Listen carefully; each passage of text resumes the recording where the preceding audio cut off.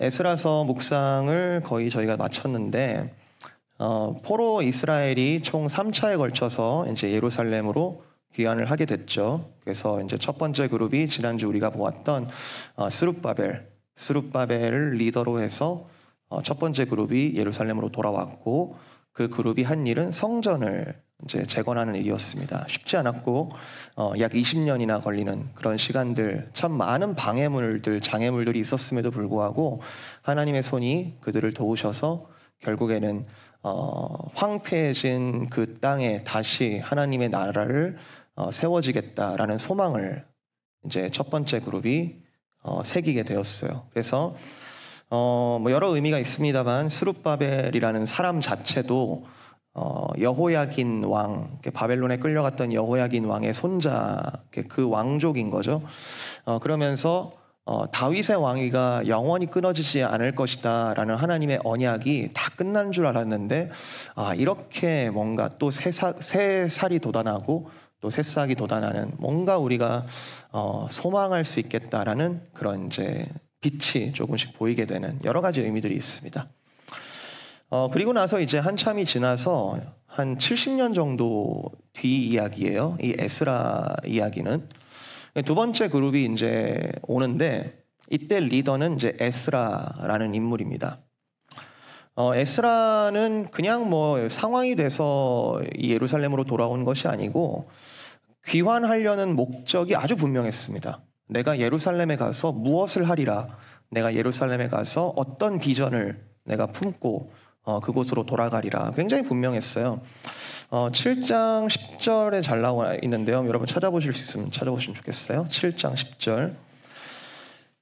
에스라가 여호와의 율법을 연구하여 준행하며 율례와 규례를 이스라엘에게 가르치기로 결심하였다. 세 가지 이제 자신의 소명을 밝히고 있죠. 여호와의 말씀을 연구하고, 그리고 그것을 머리로만 또는 어떤 아카데믹하게만 연구하는 게 아니고 그것을 준행하도록, 그것을 살아낼 수 있도록, 그리고 그것을 열심을 다해서 내가 가르치기를, 그것을 나의 소명, 그리고 이 두 번째 팀의 어떤 맥락이라고 할 수 있겠습니다. 11절 그 바로 밑에 절 보시면 에스라를 딱 이렇게 두 단어로 표현할 수 있는데요. 여호와의 계명의 말씀과 이스라엘에게 주신 율리의 학자요 학자 겸 제사장인 에스라. 여러분, 에스라가 누구야? 라고 하시면 이 단어 딱 두 개 기억하시면은 대체적으로 맞아요. 에스라는 학자이면서 제사장이었다. 제사장으로서는 뭘 했냐면 이제 7장과 8장에 나오는 이야기인데요.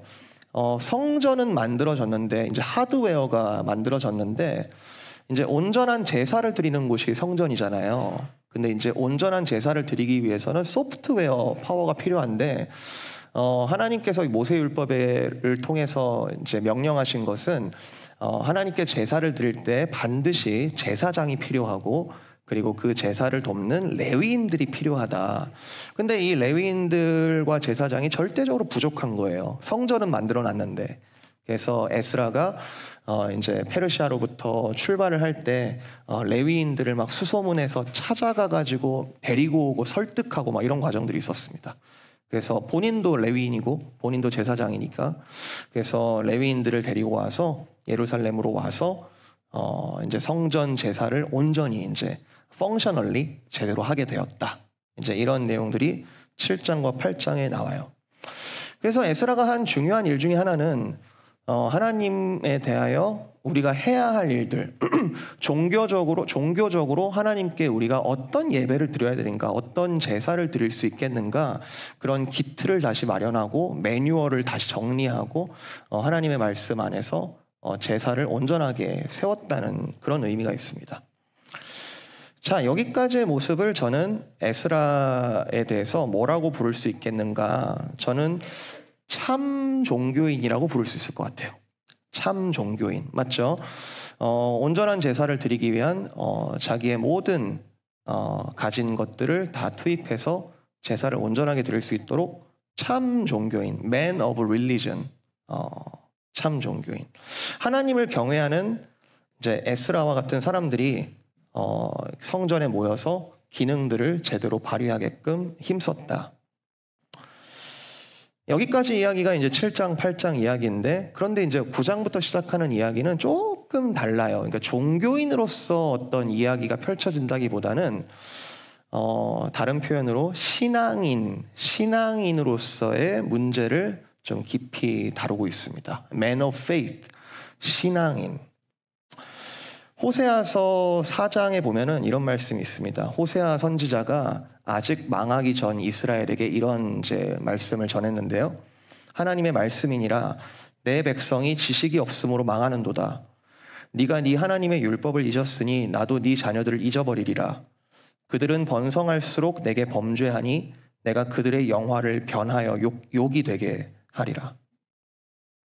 내 백성이 지식이 없음으로 망하는도다.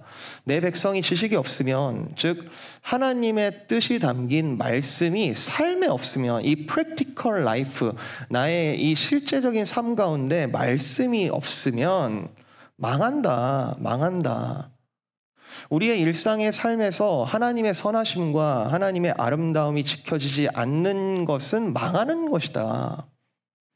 아까도 우리 찬양 가사 중에 좀 울컥했어요. 선하신 목자, 선하신 나의 목자. 선하신 목자, 굉장히 이미저리한 그런 표현이죠. 구약에서 하나님을 우리 이렇게 표현할 때, 그림 그릴 때 양들을 이렇게 선한 길로, 먹을 곳이 있는 곳으로 안전하게 이렇게 치는 목자의 이미지가 나오는데, 선한 목자의 그 지도하심이 없으면 망하는 것이다. 그런 자들은 사실 나 여호와와 관계가 없다. 그들은 번성할수록 내게 범죄한다. 학자 에스라는, 제사장 에스라는 7장과 8장에 아주 중요한 역할들을 했지만 학자로서의 에스라는 이걸 깨달았습니다. 내 백성이 지식이 없으므로 망하고 있구나. 아니, 깨달았다라기보다는 알았다로 이렇게 표현하기는 부족해요. 에스라는 아주 극심한 두려움에 휩싸였어요. 기가 막혀 주저앉았다. 오늘 본문 보면 10절에 나오죠. 우리 하나님이여, 이렇게 하신 후에도 우리가 주의 계명을 저버렸사오니 이제 무슨 말씀을 하오리까? 여러분 신앙인이라는 게 뭘까요? 여러분 신앙이 있으십니까? 여러분 하나님을 믿으십니까? 예수 그리스도를 믿고 계십니까? 신앙인이 뭘까요? 우리가 믿는 사람이라는 것을 어떤 모습으로 설명할 수 있을까요? 그 어떤 모습을 나에게서 발견할 수 있을까요? 믿는 사람이라는 것은 어떤 특징을 가지고 있을까요? 여러분은 종교인이십니까? 신앙인이십니까? 뭘 가지고 알 수 있을까요? 그리고 신앙인으로 살아간다는 게 왜 중요할까요? 오늘 말씀을 나누면서 저를 포함해서 여기 계신 모든 분들이 신앙인이 되시기를 진심으로 바랍니다. 만약에 지금까지 우리가 종교인으로만 살고 있었다면 오늘 이 시간 성령 하나님께서 우리 모두에게 본격적인 변화를 시작하실 수 있으시기를 이 시간 진심으로 축복을 드립니다. 에스라가 옷을 찢고 통탄할 정도로 참 바뀌지 않는 것이 사람이지만 그 바뀌지 않는 가망 없는 사람들을 끝까지 사랑하셔서 기어이 바꾸시는 분은 우리 하나님이세요. 그게 이 성경의 이야기예요. 그리고 그걸 믿는다는 것이 곧 신앙의 본질일 거예요. 하나님은 하신다. 자, 신앙인에 대해서 두 가지를 오늘 좀 생각해 보겠습니다. 두 가지. 자, 첫 번째는 신앙인에 있어서 좀 생각해 볼 만한 첫 번째 이야기는 혼합주의예요. 혼합주의. 여러분, 제가 하는 말 잘 들어보세요. 선은 선이고 악은 악인데 선과 악이 섞이면 선은 아니다. 다시요. 선은 선이고 악은 악인데 선과 악이 섞이면 선은 아니다.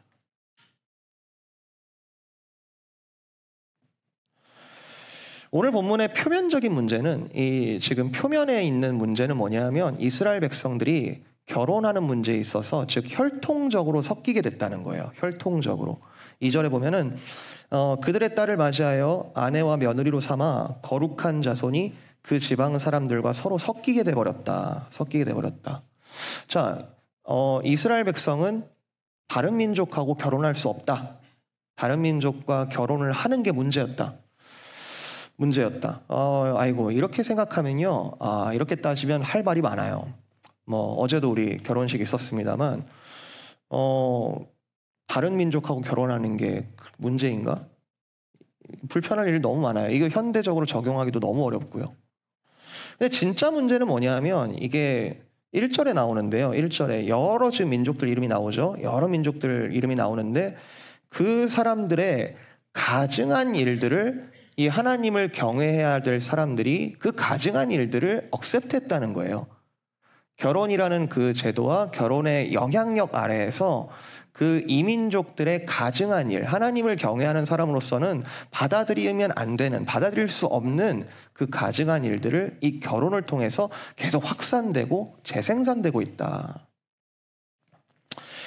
다시 한번 짚고 넘어가지만 이민족하고 이스라엘 백성들이 다른 민족하고 결혼을 해야 돼 말아야 돼, 할 수 있어 할 수 없어, 이 문제가 그렇게 중요한 건 아니에요. 그 표면적인 문제예요. 구약에 이스라엘 백성들 중에 이방인하고 결혼한 사람 여러분 기억나는 사람 있으세요?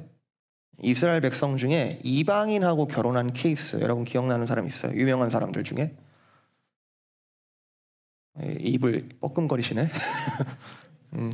유다 기억나십니까? 유다, 야곱의 12아들 중에 네 번째 아들 유다인데, 유다는요 창세기 37장에 보면은 37장인가 38장인가요? 가나안 사람하고 결혼해요. 가나안 사람하고 결혼합니다. 별 설명도 안 나와요. 가나안 사람하고 결혼합니다. 근데 그 다음엔 또 이제 또 아주 입이 떡 벌어지는 이야기가 또 펼쳐지죠. 자기 며느리하고 다말하고 이어져서 자손을 낳게 되죠. 그러니까 유다는 혈통적인 문제를 안고 시작하는 인물이에요. 굉장히 이게 이렇게 떳떳하기가 참 어려운 인물이에요. 혈통적으로 이렇게 문제가 있다라고 볼 수 있는데, 참 아이러니한 것은 참 신비로운 것은 그 유다의 자손에 예수님까지 이어지죠. 이거 어떻게 이해해야 됩니까? 이거 어떻게 이해해야 돼요? 요셉도 있어요. 요셉은 애굽으로 이렇게 총리가 됐죠. 애굽으로 팔려가가지고 거기서 총리가 되는데 총리가 되었을 때 결혼을 합니다. 그때 어떤 사람하고 결혼하냐 하면 애굽의 제사장 딸하고 결혼합니다. 그냥 애굽 사람이 아니에요. 애굽의 제사장 딸하고 결혼합니다. 모세요. 모세. 우리가 계속 모세율법, 모세 되게 중요한 사람으로 얘기하는데, 모세의 아내 십보라라고 나오는데, 모세의 아내 십보라는 히브리 민족 아닙니다. 미디안 사람이에요. 근데 제가 생각하는 성경에서 가장 좋은 통혼, 가장 좋은 이민족과의 결혼의 케이스가 있는데, 그건 룻이에요. 룻. 가장 좋은 통혼의 케이스, 가장 좋은 재혼의 케이스, 룻은 모압 여자인데요. 근데 시어머니 나오미를 따라오죠. 자기 남편이 죽어요. 자기 시어머니 나오미를 그래서 다시 그곳에서 재혼할 수도 있었는데 시어머니 나오미를 따라오면서 이렇게 고백해요. 유명한 고백인데요. 룻이 이르되 내게 어머니를 떠나며 어머니를 따르지 말고 돌아가라 강권하지 마옵소서. 어머니께서 가시는 곳에 나도 가고 어머니께서 머무시는 곳에 나도 머물겠나이다. 어머니의 백성이 나의 백성이 될 것이고 어머니의 하나님이 나의 하나님이 되실 것이다.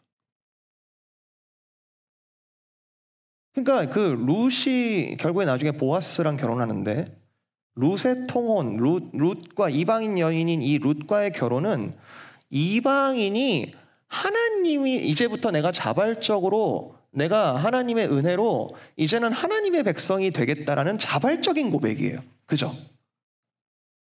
이 얘기가 달라요. 통혼을 했냐 안 했냐, 너 누구랑 결혼했어, 이 문제가 아니고요. 룻의 케이스를 보면은 자발적으로 그가 하나님의 백성이 되겠다, 내가. 굉장히 선교적인 혼합이에요. 선교적인 혼합. 계시록에 보면은 나중에 마지막 때에 여러 가지 이미지들이 나오는데, 어린 양의 피로 인친 여러 민족들이 함께 시온산에 섭니다. 함께. 그거 뭐예요? 그 통혼이에요? 그거 뭐 이민족하고 섞여버린 거예요? 그거 어떻게 볼 거예요? 에스라의 문제의식은 뭐냐면 표면적인 이유는 율법을 어겼다는 거예요. 표면적인 이유는. 결혼하지 말라 그랬는데 왜 했냐? 근데 실질적인 문제의식은 뭐예요? 우리가 뭐 때문에 망했는데, 우리가 혼합돼서 망했는데, 우리가 다른 신들을 섬겨서 망했는데, 10계명 제1계명 너는 나 이외에 다른 신을 내게 둘지 말지어라. 우리가 섞여버려서 망했는데 이게 지금 무슨 일이냐? 혼합주의에 대해서 한번 생각해 봅시다. 혼합주의. 여러분, 혼합주의는요, 지금 제가 조금 극적으로 표현을 했습니다만, 혼합주의라는 것은 아주 거대하게 다가오는 것 같지 않아요. 우리에게 막 이렇게 갑자기 막 크게 무섭게 만들어가지고 너 혼합할래 말래, 너 나랑 같이 갈래 말래, 어떤 신들의 전쟁처럼 막 굉장히 거대한 이야기로 다가오지 않습니다. 혼합주의는 하와에게 했던 뱀의 말처럼 오는 것 같아요. 이거 먹어도 된다. 먹어도 돼. 안 죽어. 아담 나중에 하나님께 변명하죠. 이 여자가 내게 주어서 먹었습니다. 참 찌질해요. 이 여자가 내게 주어서 먹었습니다. 어쩔 수 없었습니다. 제가 생각할 때 혼합주의의 가장 큰 틈은 이 두 가지인 것 같아요. 첫 번째, 실용주의. 먹어도 안 죽어. 지금 내가 배가 고픈 거예요. 내가 배가 고프니까 내 욕구는 지금 이걸 먹어야 되겠는 거예요. 보암직도 하고 먹음직도 하고 탐스럽기도 한 거예요. 그래가지고 이 열매를 내가 지금 먹고 싶은 거예요. 실용적인 이유에서 먹고 싶은 거예요. 그게 또 먹으면은 하나님과 같이 선악을 알게 된다라고 또 뱀이 얘기를 해줘요. 그건 좋은 거 아니야, 그거? 우리가 하나님과 같이 선악을 알게 되어서 세상을 분별할 수 있으면 좋은 거 아니야? 실용적으로 합리화를 하는 거죠. 거기에 이제 뱀이 결정타를 날려요. 야, 먹어도 안 죽어. 실용주의의 가장 무서운 점은 실용이라는 게 가장 큰 파워가 되면서 그 안에서 수많은 합리화가 이루어져서 결코 넘지 말아야 될 선을 슬그머니 넘게 하는 것에 불편하지 않게 만들어준다는 거예요. 괜찮아. 또 하나는 상황주의죠. 상황주의. 상황이 어쩔 수 없었다라고 얘기하는 거죠. 내가 어쩔 수 없었다. 이 여자가 줘서 어쩔 수 없었다. 어차피 우리가 포로로 끌려갔기 때문에 그곳에서 이스라엘 백성들끼리 살아가는 게 쉽지 않았고 여러 민족들이 같이 섞여 있었기 때문에 바벨론, 페르시아 상황 속에서 다른 민족과 결혼하는 건 어쩔 수 없었다. 섞이는 건 어쩔 수 없었다. 그리고 여기 와서도 다시 돌아와서도 우리 민족만 있는 게 아니지 않냐. 여기 여러 민족들 같이 여기 뭐 한 10개 정도의 그 민족들 이름 나오죠. 여러 민족들이 이 다양성 속에서 우리가 살아가는 것 어떻게 우리만 잘났다고 해서 우리끼리만 결혼할래 이렇게 할 수 있겠냐. 상황이 그렇지 않다. 같이 섞여 지내야 되는 거 아니냐. 솔로몬 정략 결혼 어쩔 수 없었다. 국제 정세상 어쩔 수 없었고 외교적으로 어쩔 수 없었다. 이렇게 딸들을 서로 이렇게 하면서 정략 결혼할 수밖에 없었다. 혼합주의를 가진 종교인의 특징은 종교와 삶을 분리하는 겁니다. 타락했다고 여겨지는 것과 아직 타락하지 않고 내가 지킬 수 있다는 것을 철저히 분리시키는 거예요. 그러니까 아직 종교적인 영역이 남아있는 것을 목숨 다해 지키는 것과 동시에 아주 모순적으로 내가 타락해버렸다, 합리화하고 실용적으로 상황적으로 넘어갔다는 것은 그냥 내버려 두는 거죠. 어쩔 수 없이 물타기 된 부분은 그대로 두고 내가 통제할 수 있는 종교적 행위만을 목숨처럼 여기면서 그것으로 판단하는 거예요. 대표적으로 바리새인들인데 예수님이 바리새인들의 종교인으로서의 종교적인 삶을 뭐라 하신 건 아니에요. 하나님을 경외하고 하나님을 사랑하는 거 해야 되죠. 기도도 해야 되고 예배도 드려야 되고 제사도 계속 해야 돼요. 맞아요. 그런데 종교 행위와 분리되어 있는 혼합된 삶을 꼬집으셨어요. 간음하지 말라고 너희가 가르치는 너희가 간음하고 있는도다. 남의 것들 도둑질하지 말고 탐심하지 말라고 가르치는 너희들이 탐심을 하고 있다. 예수님은 뭐라고 하셨냐면 화 있을 진저, 굉장히 심한 욕입니다. 화 있을 진저. 그리고 에스라는 지금 여기 이 상황을 뭐라고 부르냐면 우리가 가증한 일을 행하고 있다. 뭐에 대해서? 혼합주의에 대해서. 사랑하는 성도 여러분, 여러분은 종교인이십니까? 여러분은 신앙인이십니까? 여러분의 실천적인 삶의 영역에서 여러분은 신앙인이라고 하실 수 있으시겠습니까? 여러분의 삶을 실용주의적으로 변명하고 있는 게 있다면 뭐가 있나요? 여러분의 삶을 상황적으로 변명하고 있는 게 있다면 뭐가 있나요? 성도라는 말은 한자로 풀어보면은 거룩한 무리들이란 뜻이에요. 거룩한 무리들. 원어 헬라어에서는 하기오스, 하나님께 바쳐져 구별된 것, 구별된 사람들이라는 뜻이에요. 그게 성도라는 뜻이에요. 여러분의 삶은 영적 경계를 어디로 잡고 있습니까? 어디로 잡고 있습니까? 여러분은 여러분의 자녀를 가르칠 때, 여러분의 자녀에게 신앙을 가르치고자 할 때 여러분은 어떠한 선을 긋고 계십니까?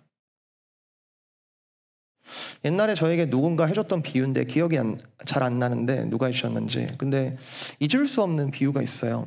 옛날 물통들 보면은 이렇게 나무를 이렇게 해가지고 이렇게 철사로 이렇게 묶어가지고 그런 이제 나무통이 있거든요. 근데 여러 개 이제 나무 조각을 이렇게 세워가지고 이렇게 만드는 통이 있죠. 근데 그 중에 만약에 한 나무가 부러져 있다? 그러면 그 물통이 담을 수 있는 물의 최대양은 그 나무 높이까지만이죠. 다른 것들이 아무리 높아도, 다른 걸 아무리 잘해도 우리가 하나님 앞에서 하나님의 백성으로서 거룩함은 너무 기본적인 사항 아닙니까? 성경에서 여러분이 기대하는 건 뭐예요? 돈 잘 버는 법을 가르쳐주나요? 관계를 잘하는 법을 가르쳐주나요? 그런 것도 있죠. 잠언 같은 데 보면은 어떻게 살아라 이런 거 있죠. 근데 본질적인 걸 얘기하잖아요. 본질적인 것.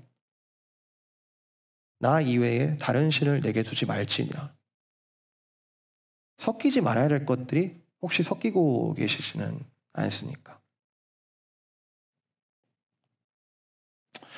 저는 이 혼합주의가 구약 성경 전체의 에스라 상황만이 아니라 구약 성경 전체의 영적인 싸움이자 지금도 현대 그리스도인들에게 여전히 유효한 싸움이라 생각하고 나아가 예수께서 다시 오실 때 이것을 가지고 판단하시겠다라는 믿음을 가지고 있습니다.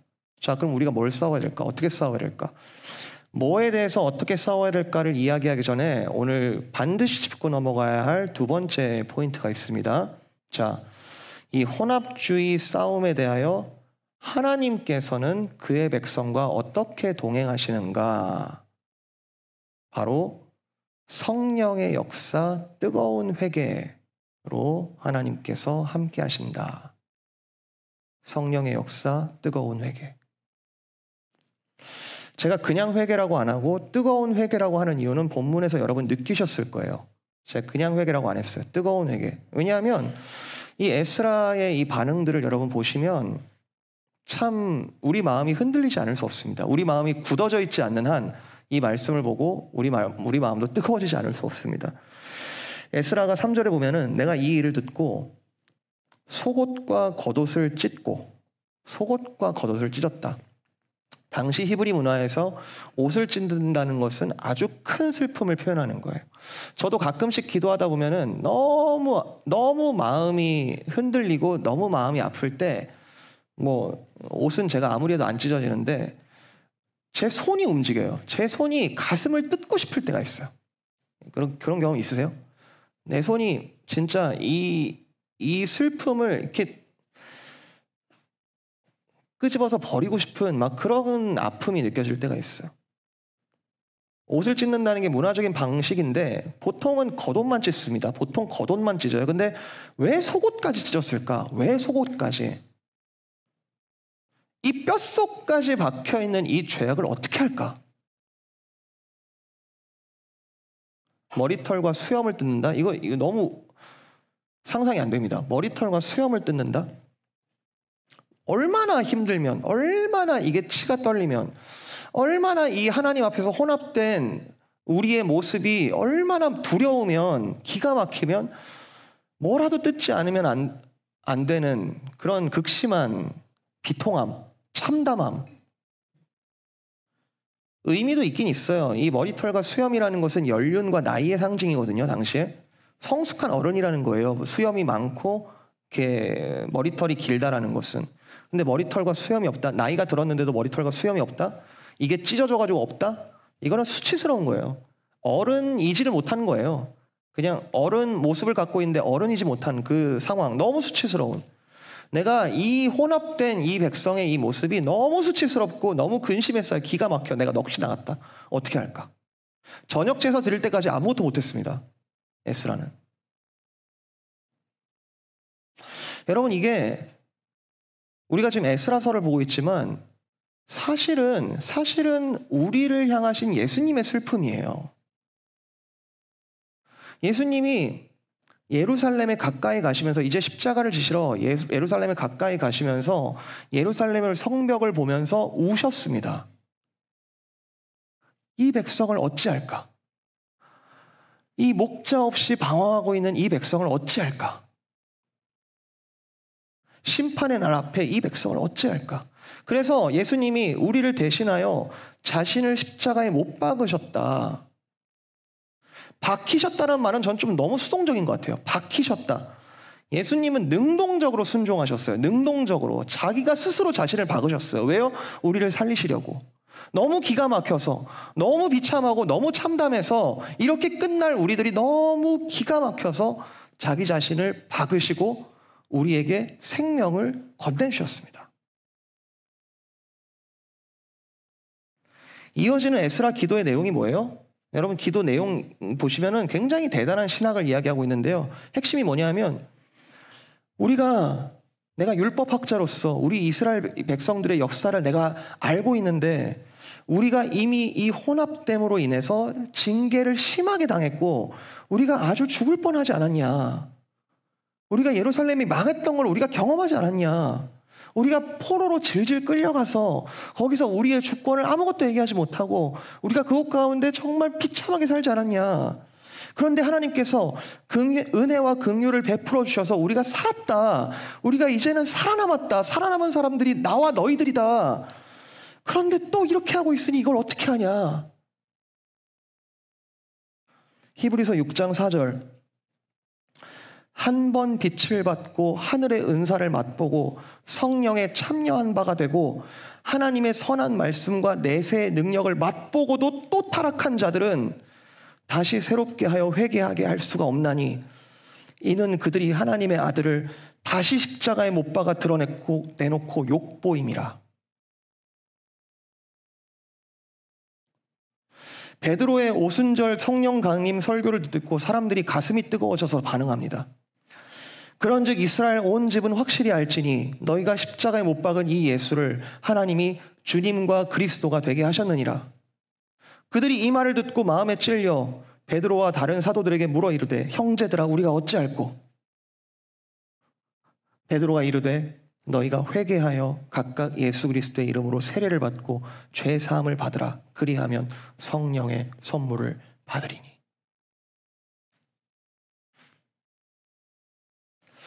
오늘 4절에 너무 아름다운 표현이에요. 9장 4절, 에스라 9장 4절. 이스라엘의 하나님의 말씀으로 말미암아 떠는 자들이, 이스라엘의 하나님의 말씀으로 말미암아 떠는 자들이 이 사람들의 죄 때문에 다 내게로 모여오더라. 여러분, 우리가 성령 충만 하는데 제가 이 시간 확실하게 말씀드릴게요. 성령 충만은 뭐냐면 성령 충만할 때 반드시 나타나는 현상은 회개예요. 우리가 성령 충만할 때 반드시 나타나는 반응은 하나님의 죄, 하나님께서 지적하시는 그 죄, 그리고 혼합되어 있는 이 실상을 보게 하시고 그것에 마음이 두려워 떨게 하시고 회개하게 하시는 거, 그거 성령 충만입니다. 회개는 내가 이제부터 혼합주의를 타파하기 위해서 내가 사용하는 전략이 아니고 하나님께서 주시는 은혜의 선물이에요.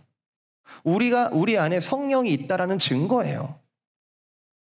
우리 안에 성령을 주사 그 가운데 회개하게 하시고 두려워 떨게 하시고 이건 아니구나라는 감각을 우리에게 주시는 거예요. 머리로만이 아니라 우리의 가슴을 흔드시고 우리의 손을 어떻게 할 수가 없어서 뭐라도 뜯지 않으면 안 되는 그런 상황을 우리에게 주시는 거예요.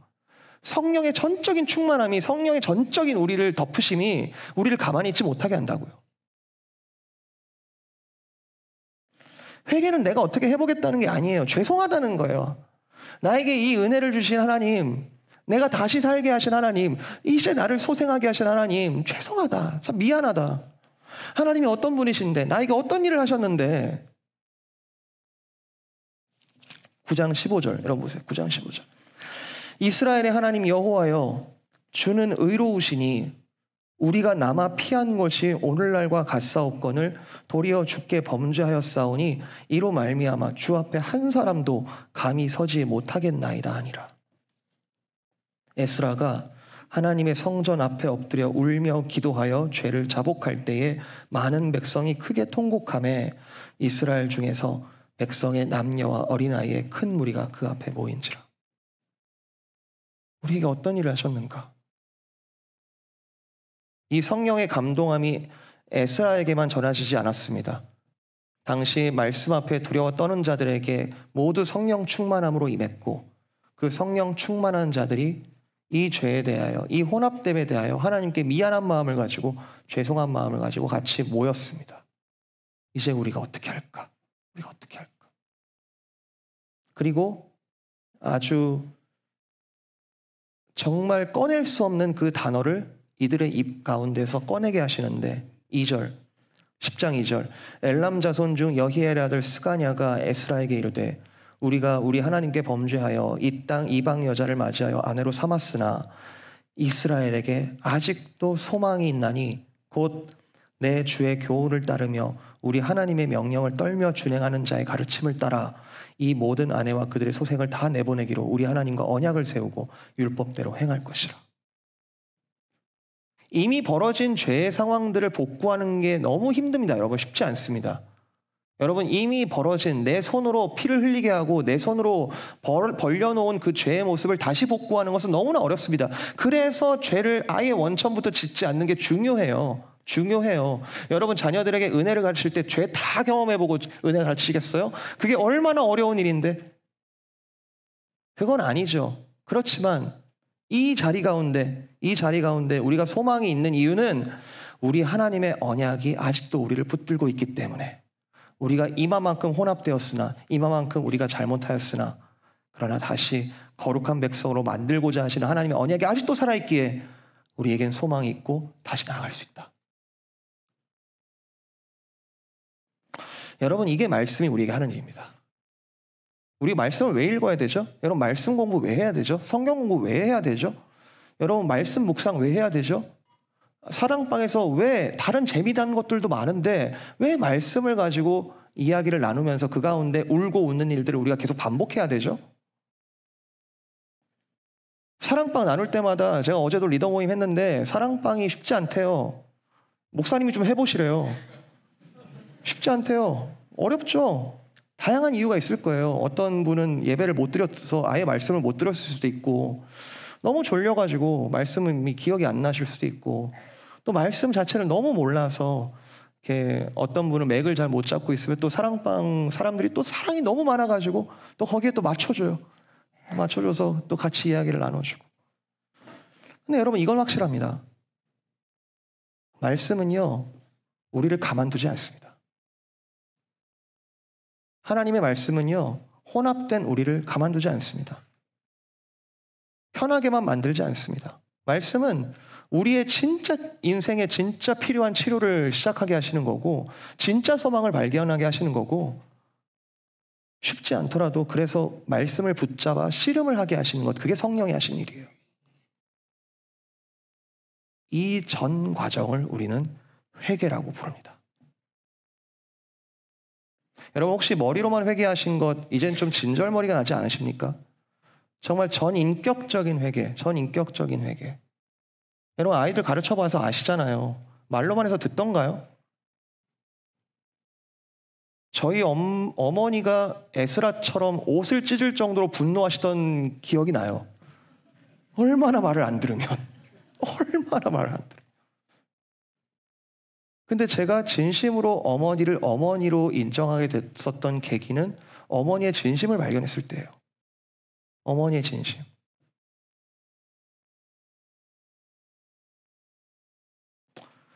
내가 지금 기뻐함은 너희로 근심하게 한 까닭이 아니요. 너희를 근심하게 만들어서 내가 기뻐하는 것이 아니다. 도리어 너희가 근심함으로 정말 하나님의 너희를 사랑하시는 그 뜻을 깨달아 회개함에 이른 까닭이다.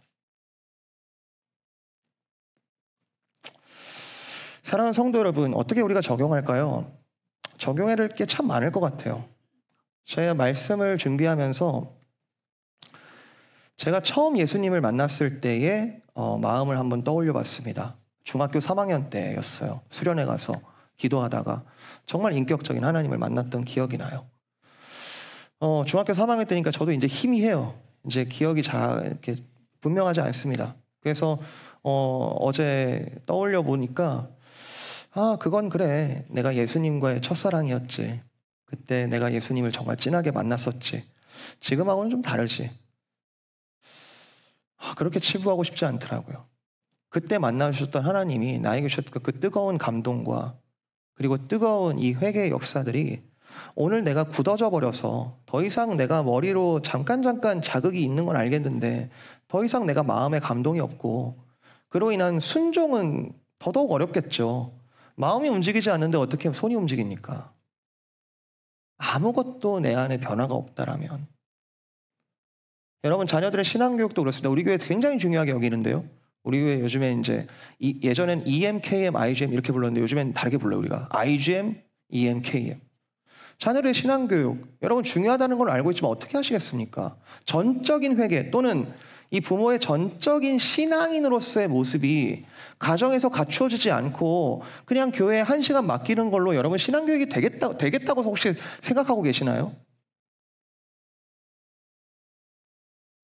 예수님은 항상 우리를 새롭게 하시는 분이세요. 예수님은 우리를 항상 새롭게 하신다고요.